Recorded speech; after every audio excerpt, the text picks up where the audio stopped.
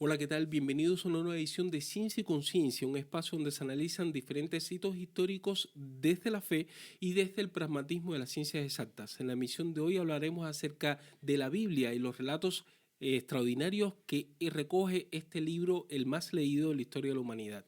Si quiere conocer acerca del surgimiento del universo o acerca de si existió o no el gran diluvio, acompáñenos hasta el final, que serán explicados muchos de estos hechos históricos.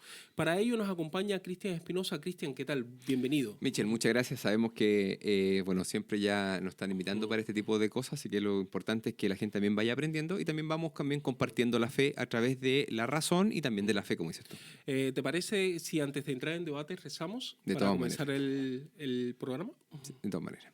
En el nombre del Padre, del Hijo y del Espíritu Santo. Amén. En ti, Señor, confiamos, creemos y ponemos todo en tus manos. Pedimos la fuerza del Espíritu Santo para cada uno de nosotros, para tantas personas también que nos escuchan. Pedimos especialmente también por las personas que hoy día quieren aprender del Señor Jesús. Tienen la intención sobre todo de obrar y actuar también para Cristo Salvador. Ponemos en tus manos nuestra oración, nuestro trabajo, nuestro servicio y también este programa diciendo: Padre nuestro, que estás en el cielo, santificado sea tu nombre. Venga a nosotros tu reino. Haga, Señor, tu voluntad así en la tierra como en el cielo. Danos hoy nuestro pan de cada día. Perdona nuestras ofensas, como también nosotros perdonamos a los que nos ofenden. No nos dejes caer en la tentación, mas líbranos del mal. Amén. María, Madre de la Iglesia, ruega por nosotros, y que el Señor Jesús nos bendiga, nos guarde, el que es Padre, Hijo y Espíritu Santo. Amén. Muy bien. Bueno, como habíamos anunciado en la presente edición, vamos a intentar arrojar luces desde la óptica de la ciencia a aquellos relatos extraordinarios que son recogidos en los diferentes libros que componen la Biblia en particular. Y te invito a conversar un poquito acerca de esas pruebas científicas que respaldan el acontecimiento mismo de estos relatos, principalmente aquellos los más nombrados o los que más extraordinarios son, como es el caso de Nefilim. ¿Puedes hablarnos un poco acerca de ello? A ver, vamos a dejar claro algo. Para las personas que nos están viendo ahora, explícitamente nosotros lo que vamos a hablar son de algunos relatos, porque podríamos hablar con muchas otras formas, ya que la Biblia ciertamente es verdadera. Entonces, pero vamos a tomar algunos relatos explícitos que hoy día tenemos medio de comprobación también patente para poder también ir mostrando. Los Nefilim habla explícitamente en Génesis 6 de unos gigantes. Estos gigantes particularmente era una unión entre mujeres y ángeles que eran ángeles caídos, ¿ya?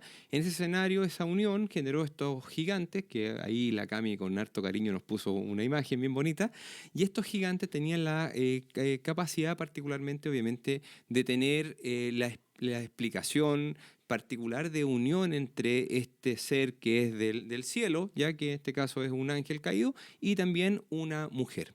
¿Qué pasa? Obviamente era una unión antinatural porque no estaba permitido para los ángeles explícitamente unirse con las mujeres.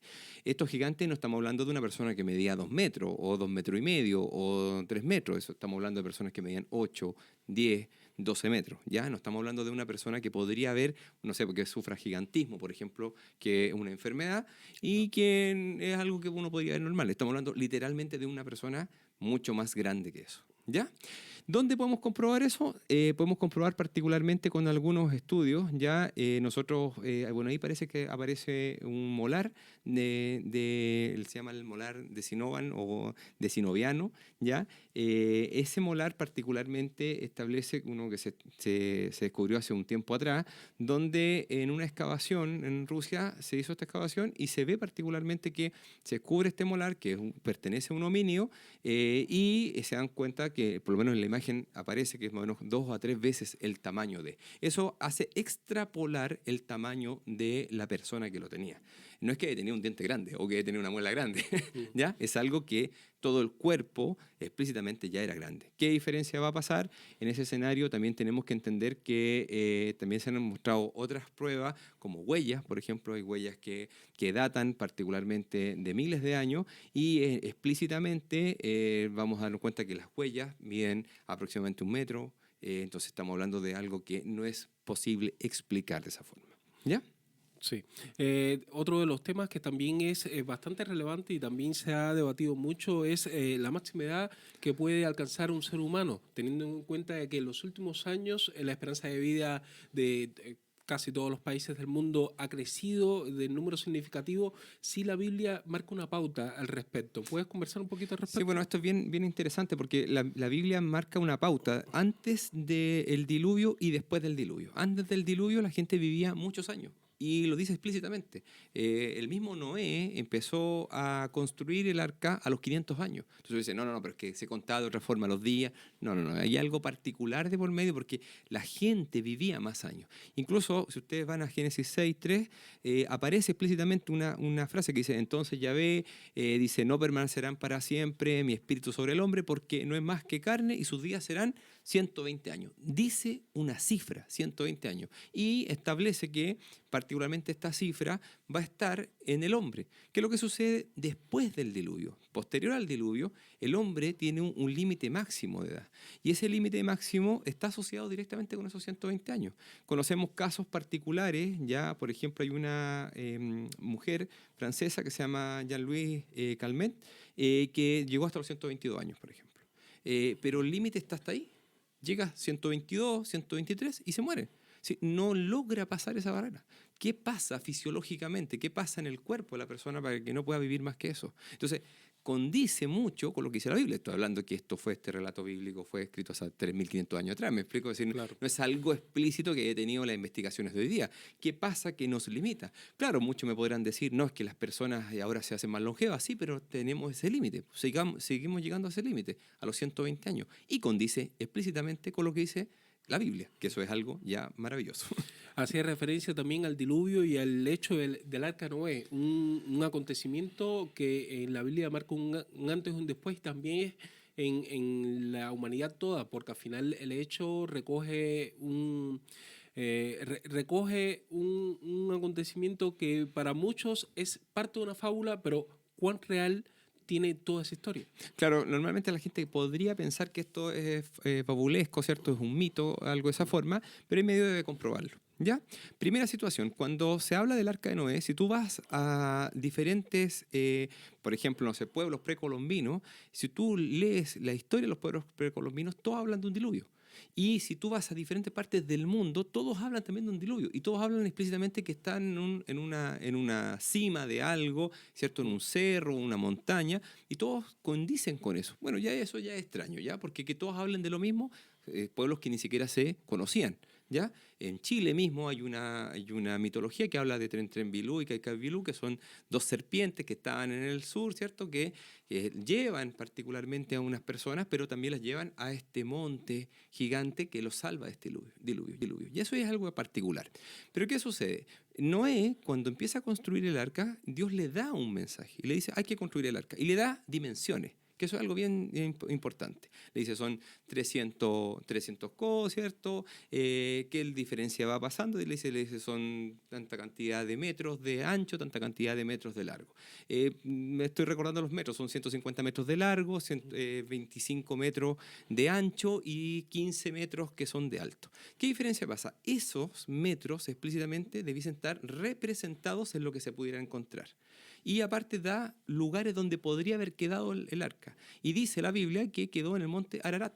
¿Ya? ¿Qué sucedió? Después de una investigación que se hizo entre unos investigadores turcos y también chinos, se descubrió particularmente una nave, un bote de 150 metros de largo, de 25 metros de largo, de ancho y 15 metros de alto en el monte Ararat. Y subieron hasta el lugar, se dieron el tiempo de poder hacer la investigación y encontraron la madera que no es propia del monte, es decir, encontraron las piezas de madera en ese lugar. Entonces, ¿qué es lo que genera? Está bien, yo te puedo decir, no, encontré madera, sí, pero la madera estaba dispuesta de esta forma y tenía una resina explícita que era la misma resina que le puso, en este caso, Noé. Noé. Entonces, ahí uno podría dar un medio de comprobación que el diluvio sí fue. Sí, continuando hablando acerca de este tema desde los estudios centrales de Parousia FM, a la cual le agradecemos que nos haya acogido en la presente edición. Muchos han hablado acerca de Sodoma y Gomorra. Existieron estas dos ciudades ¿Y fueron destruidas en realidad? Bueno, sí, históricamente sí existen estas dos ciudades, se narran particularmente en Génesis 19, y ustedes cuando van a revisar Sodoma y Gomorra establecen un parámetro. Dice que Sodoma y Gomorra estaban en un mundo que era, en una vida que era licenciosa, es decir, ellos tenían un mundo que ya vivían sin Dios, ya no le importaba nada, me da lo mismo lo que haga. Entonces, ¿qué es lo que sucede en este escenario? El mismo Génesis 9 describe que van a ser destruidas, pero ¿por qué? Su vida o por lo que estaban haciendo. Y esta destrucción dice que va a ser una destrucción por fuego. ¿Qué es lo que va pasando? Uno podría pensar, bueno, perfecto, Dios destruye, qué sé yo, Sodoma y Gomorra. Bueno, ¿cómo lo podemos determinar? Hubo un estudio que se hizo hace un tiempo atrás donde se demostró que en el lugar donde estaba Sodoma y Gomorra cayó un meteorito. Hace 3120 y tantos años antes de Cristo, que corresponde con la fecha explícita de la destrucción de Sodoma y Gomorra. Es decir, si tú llevas lo que dice la Biblia y el estudio arqueológico, condice explícitamente con lo que está narrando la Biblia, ya que es algo ya maravilloso. Sí, otro de los argumentos de los hechos que han sido puestos en duda por algunos, sin embargo, que es muy repetido dentro de los relatos dramatúrgicos de muchas películas apocalípticas hoy por hoy, son las 10 plagas de Moisés, así como su vida de Egipto. ¿Sucedió esto en realidad, las 10 plagas? A ver, primero las plagas, para que nos recordemos un poco. Parece que sale una imagen ahí que a lo mejor nos puede ayudar. Estaban las plagas de la conversión el agua en sangre, ¿cierto? Se convierte esta agua que está en sangre, la invasión de las ranas, los piojos, qué sé yo, las moscas, la peste del ganado, las úlceras, la lluvia de fuego y granizo. También habían una plaga de langosta, saltamonte, la oscuridad, y llegaba la última de las plagas, que era la muerte de los primogénitos. ¿Qué pasa? En el caso explícito, cuando en este caso Moisés le dice al faraón, van a pasar estas 10 plagas, y el faraón no cree, porque esa es la primera situación. Entonces libera al pueblo, porque si no van a pasar estas 10 plagas. Cuando el faraón viene y le dice no, empiezan a pasar en prosecución estas plagas, y se da cuenta de que de verdad lo que está diciendo Moisés es real. Llega hasta la última de las plagas, que es la plaga explícita, que es de la muerte de los primogénitos, y le toca también al faraón, porque también muere el primogénito del faraón. Y eso hace que los egipcios en general le digan, váyanse los israelitas de acá, e incluso hasta le dice que le pasan oro, le pasan su joya, váyanse y llévense esto. ¿Ya? Entonces, primera situación, ya hay algo que es un relato bíblico. ¿Cuál es la cosa? Primero, la explicación científica, alguien me podría decir, sí, pero es que hay plagas de langosta, o hay plagas de rana, en todos lados. No, y hay plagas de piojos, sí, se han habido, sí, pues, de todas maneras, y muy claro que han habido esas plagas, pero de la forma que están descritas en la Biblia, no había pasado. Es decir, pasaron exactamente como dijo Moisés. ¿Ya? Que eso ya es primera cosa extraña. Segunda cosa extraña. El pueblo egipcio, recuerden que tenía a los israelitas, los tenía sometidos, con esclavitud, perdón. ¿Y qué pasaba? Los tenía de esta forma y eran cerca de 1 millón de personas. Dejó libre a 1 millón de esclavos.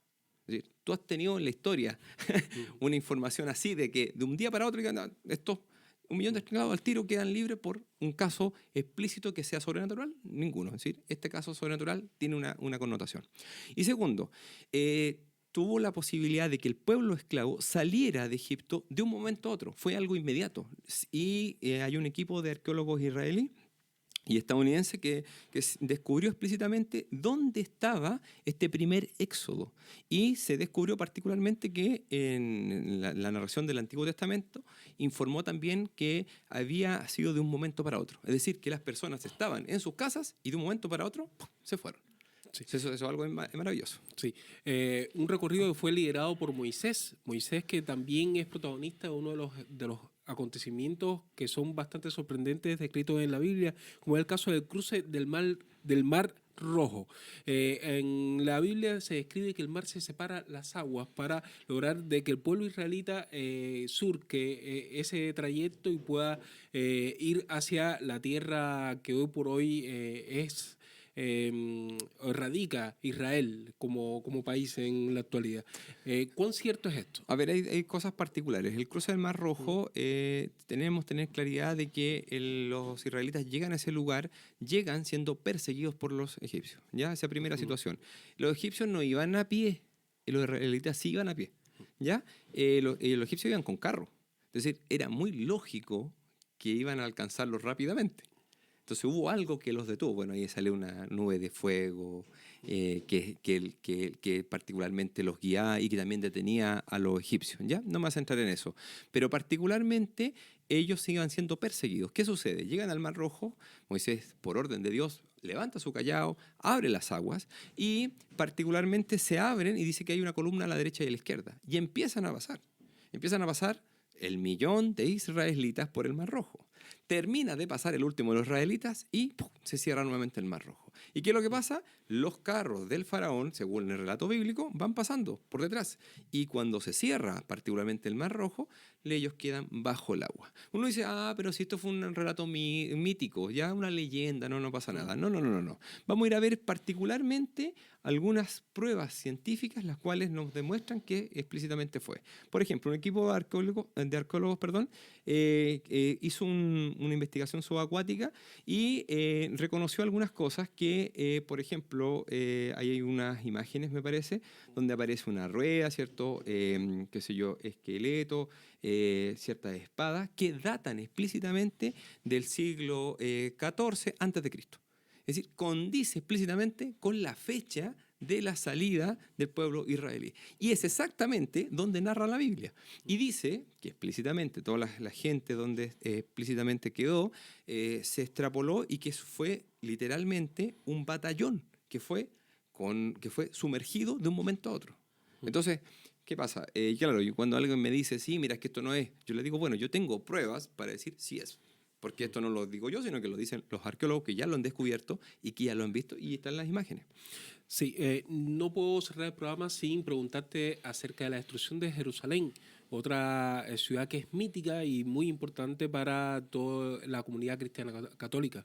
Bueno, aquí hay una profecía explícitamente dada por Jesucristo, ya en Juan 21, ya 20-28, habla particularmente sobre esta estructura textual, dice, cuando vean a Jerusalén sitiada por un ejército, sepan que ya se aproxima su destrucción. Dice así, particularmente. Claro, obviamente si uno piensa en el tiempo que lo dijo Jesucristo, que habrá sido, no sé, por el año 30, 31, 32, eso no era impensado en ese momento. Podía haber algo que iba a ser complejo, pero Jesucristo entendía por medio que estaba dando una profecía importante. ¿Ya? ¿Qué es lo que sucede? El templo de Jerusalén constituye el centro de la vida de los judíos en ese caso, y en el año 60, legiones romanas lo que hace es, que fueron comandadas por Tito, fueron explícitamente a hacer la destrucción del templo de Jerusalén.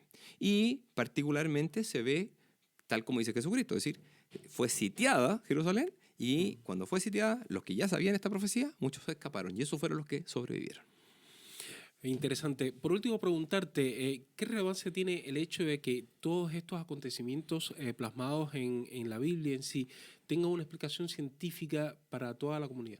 Bueno, la primera cosa, no sé si tú has escuchado, pero la mayoría de las personas está diciendo que la corriente bíblica es una corriente que fue inventada. Entonces tú dices, no, esto está inventado, las cosas la gente las cree porque creen en cuentos de hadas. Yo le digo, no, ojo, lo que dice la Biblia es un relato histórico. Y ciertamente la literalidad es lo que manda.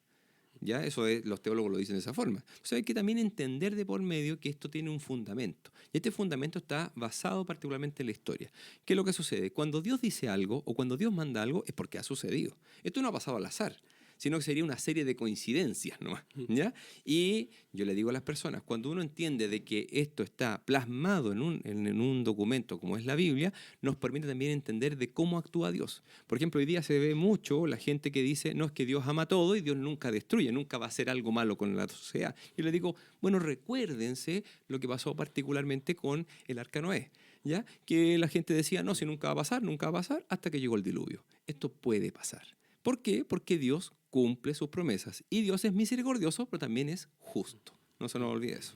Con esta reflexión y el agradecimiento a Cristian y con la invitación, lógicamente, para que nos vuelva a acompañar en otra edición de Ciencia y Conciencia, nos despedimos en la presente emisión.